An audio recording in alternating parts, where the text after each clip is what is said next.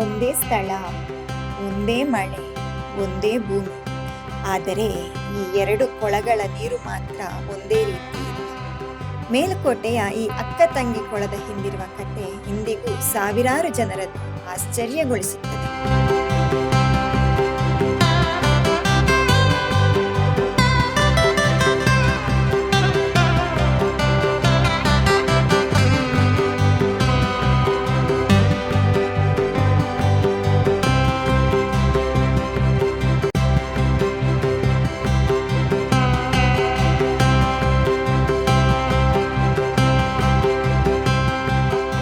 ಚೆಲುವನಾರಾಯಣ ಸ್ವಾಮಿ ದೇವಾಲಯದ ಹಿಂಭಾಗದಲ್ಲಿರುವ ರಾಯಗೋಪುರದ ಬಳಿ ಇರುವ ಈ ಜೋಡಿ ಕೊಳಗಳನ್ನ ಅಕ್ಕ ತಂಗಿ ಕೊಳ ಎಂದು ಕರೆಯುತ್ತಾರೆ.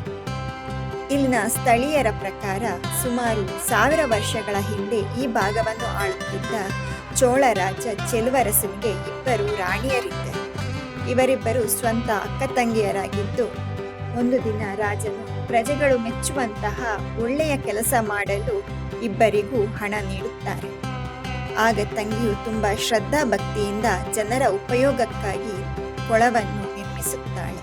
ಮತ್ತೊಬ್ಬಳು ಬರೀ ಹಣದ ಲೆಕ್ಕಾಚಾರದಲ್ಲೇ ಶ್ರದ್ಧೆ ಇಲ್ಲದೆ ಕೊಳವನ್ನ ನಿರ್ಮಿಸುತ್ತಾಳೆ. ಆದ್ದರಿಂದಲೇ ಒಂದು ಕೊಳದ ನೀರು ಶುದ್ಧವಾಗಿದ್ದು ಕುಡಿಯಲು ಯೋಗ್ಯವಾಗಿತ್ತು, ಇನ್ನೊಂದು ಕೊಳದ ನೀರು ಸ್ವಲ್ಪ ಕಪ್ಪಾಗಿದ್ದು ಇತರ ದೈನಂದಿನ ಕೆಲಸಗಳಿಗೆ ಬಳಸಲಾಗುತ್ತಿತ್ತು ಎಂದು ಹೇಳುತ್ತಾರೆ.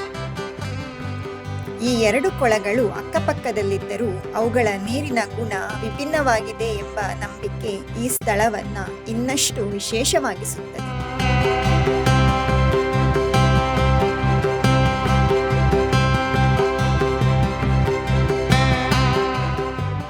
ಇವು ಕೇವಲ ಕೊಳಗಳಲ್ಲ, ಮೇಲುಕೋಟೆಯ ಪುರಾತನ ಜಲಸಂಗ್ರಹ ಮತ್ತು ನೀರಿನ ನಿರ್ವಹಣೆಯ ಅದ್ಭುತ ಉದಾಹರಣೆಯೂ ಹೌದು. ಇಂದಿಗೂ ತಂಗಿ ಕೊಳದ ನೀರನ್ನೇ ದೇವಸ್ಥಾನದ ತೀರ್ಥ ಮತ್ತು ಪೂಜಾ ಕಾರ್ಯಗಳಿಗೆ ಬಳಸಲಾಗುತ್ತದೆ.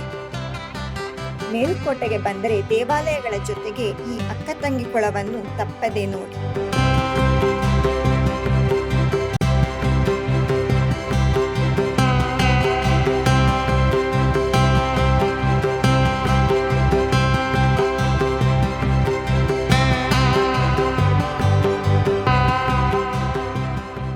ಒಂದು ಸಣ್ಣ ಜನಪದ ಕತೆ, ಶತಮಾನಗಳ ಇತಿಹಾಸ ಮತ್ತು ಪ್ರಕೃತಿಯ ಕುತೂಹಲ ಇವೆಲ್ಲವೂ ಒಂದೇ ಸ್ಥಳದಲ್ಲಿ ನಿಮ್ಮನ್ನ ಕಾಯುತ್ತಿವೆ.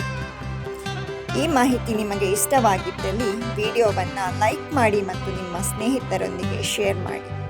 ಇಂತಹ ಮತ್ತಷ್ಟು ರೋಚಕ ಕಥೆಗಳಿಗಾಗಿ ನಮ್ಮ ಚಾನಲನ್ನು ಈಗಲೇ ಸಬ್ಸ್ಕ್ರೈಬ್ ಮಾಡಿ. ಮುಂದಿನ ವಿಡಿಯೋದಲ್ಲಿ ಮತ್ತೆ ಸಿಗೋಣ. ಧನ್ಯವಾದಗಳು.